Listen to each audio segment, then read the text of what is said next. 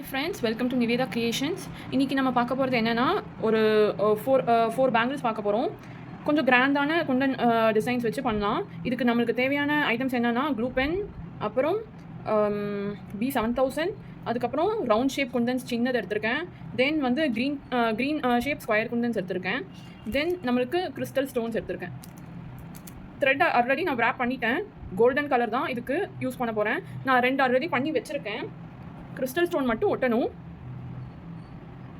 பார்த்தீங்கன்னா தெரியும், இந்த கிறிஸ்டல் ஸ்டோன் ஒட்டின பிறகு எவ்வளோ கிராண்ட் லுக் தருதுன்னு நம்ம பார்க்கலாம்.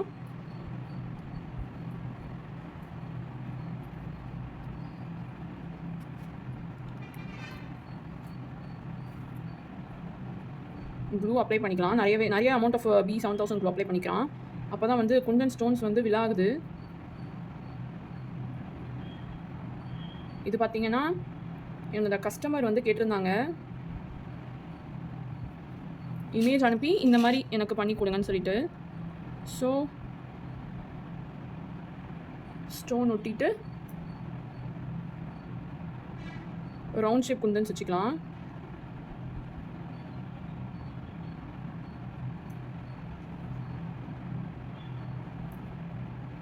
பார்த்து கேர்ஃபுல்லாக பண்ணுங்கள்.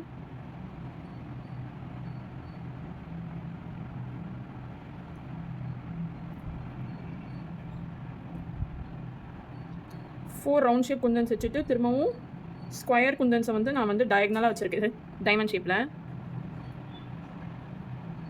இந்த டிசைன் நான் இப்போ தான் ஃபர்ஸ்ட் டைம் ட்ரை பண்ணுறேன். சரி, ஓகே, உங்கள்கிட்டயே வீடியோ காமிக்கலாம் அப்படின்னு சொல்லிட்டு தான் பண்ணிகிட்ருக்கேன். இது பார்த்தீங்கன்னா 4 பேங்கிள்ஸ் போடுறப்ப அந்த கிராண்ட் லுக் வரும்.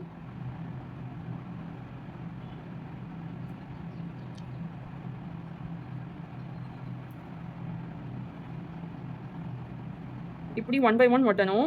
நான் உங்களுக்கு ஒட்டிட்டு கடைசியாக எப்படி இருக்குன்னு காமிக்கிறேன். இது பார்த்தீங்கன்னா நான் கொஞ்சம் முடிச்சிருக்கேன், நிறைய முடிச்சிருக்கேன். அப்பப்போ அலைனாக இருக்கான்னு செக் பண்ணிக்கோங்க. இது பார்த்தீங்கன்னா B7000 க்ளூ ஒட்டுறதுனால நல்லா திக்காக பிடிச்சிக்கும். 1 டேயில் நல்லாவே காஞ்சிரும்.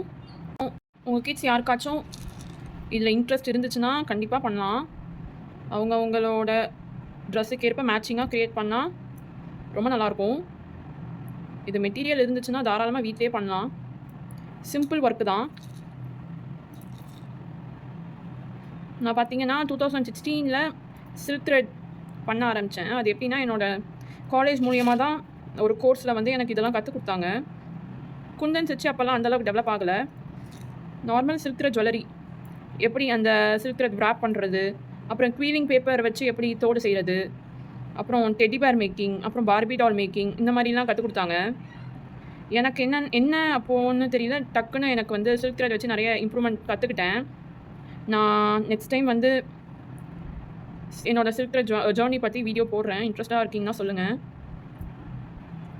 பார்த்தீங்களா, எட்ஜ் வந்து கரெக்டாக ஃபினிஷ் பண்ணிட்டோம்.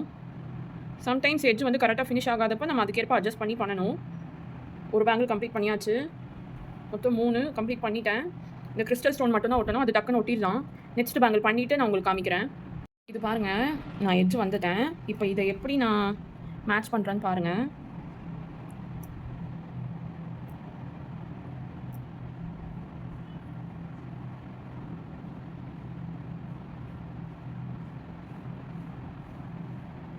பேங்கிள் பார்த்தீங்கன்னா ரொம்ப டைம் எடுக்கும். ஸோ எனக்கு இங்கே கொஞ்சம் கேப் தெரியுதா? ஸோ இப்போ என்ன பண்ணுவேன்னா, இதை கொஞ்சமாக எடுத்துட்டு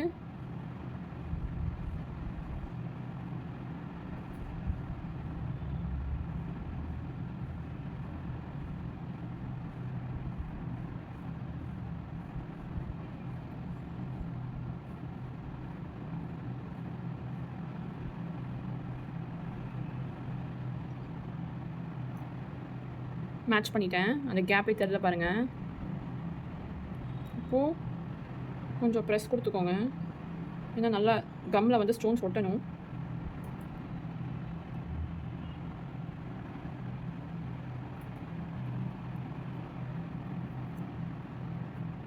நெக்ஸ்ட்டு பார்த்தீங்கன்னா ஃபினிஷிங் டச் வந்து பார்த்திங்கன்னா இந்த கிறிஸ்டல் ஸ்டோன்ஸ் ஒட்டுறது தான். ஸோ தாராளமாக ரொம்ப ப்ரெஸ் தரல, லைட்டாக ப்ரெஸ் தரணும். ஓகே, இப்போ நம்ம கிறிஸ்டல் ஸ்டோன்ஸ் எடுத்துடலாம். இது பார்த்தீங்கன்னா கொஞ்சம் பெரிய கிறிஸ்டல் ஸ்டோன் நான் எடுத்திருக்கேன். அந்த கேப்புக்கு கரெக்டாக இருக்கும்.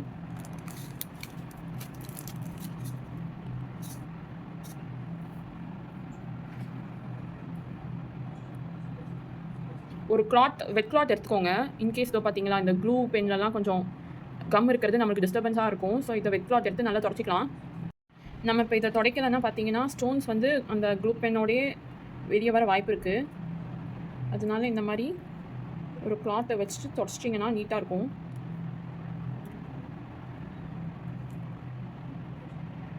பார்த்தீங்களா? இப்போ நம்ம வந்து கிறிஸ்டல் ஸ்டோன்ஸை வைக்கலாம். இது எங்கே வைக்கிறோன்னு பார்த்தீங்கன்னா இந்த சென்டரில் கம் போட்டு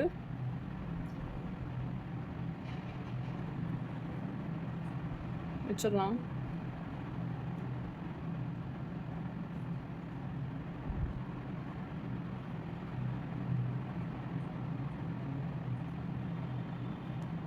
ஃபுல்லாக கம் வச்சுட்டு ஒரு பேங்கிளுக்கு ஃபுல்லாக கிறிஸ்டல் ஸ்டோன்ஸ் வச்சிடலாம்.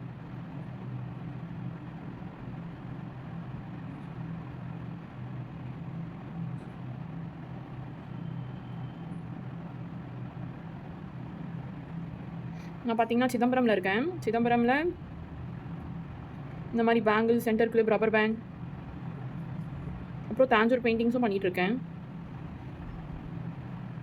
யாருக்காச்சும் என்னோட க்ரியேஷன்ஸ் பிடிச்சிருந்தா கமெண்ட் பண்ணுங்கள்.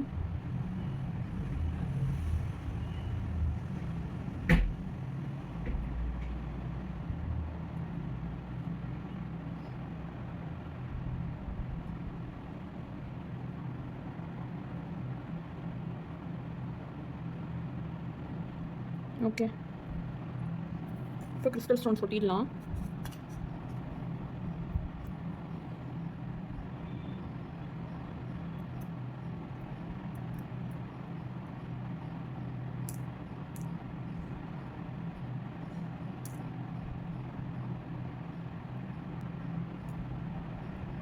இந்த மாதிரி ஒன்றா ஒட்டிக்கணும். இது பார்த்திங்கன்னா ஷைனிங் ஃபினிஷ் தரும். இந்த குந்தன்ஸ் எல்லாமே நான் கிளாஸ் குந்தன்ஸ் தான் எடுத்திருக்கேன். இந்த கிறிஸ்டல் ஸ்டோன்ஸ் பார்த்தீங்கன்னா நைட்டு ஏதாச்சும் ஃபங்க்ஷன்லாம் போட்டுட்டு போகிறோன்னா இந்த கிறிஸ்டல் ஸ்டோன்ஸ் பார்த்தீங்கன்னா நைட்டு நல்லா பிரைட்டாக இருக்கும்.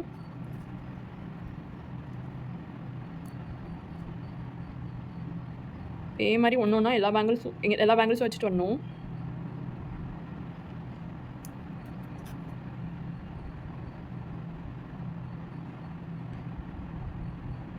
இந்த க்ளூ பென் மட்டும் இந்த க்ளூவில் பற்றாமல் பார்த்துக்கோங்க. பட்டுச்சுன்னா அந்தளவுக்கு பர்ஃபெக்டாக இருக்காது. ஸோ நம்ம திரும்பவும் க்ளூ மாற்றுற மாதிரி தான் இருக்கும்.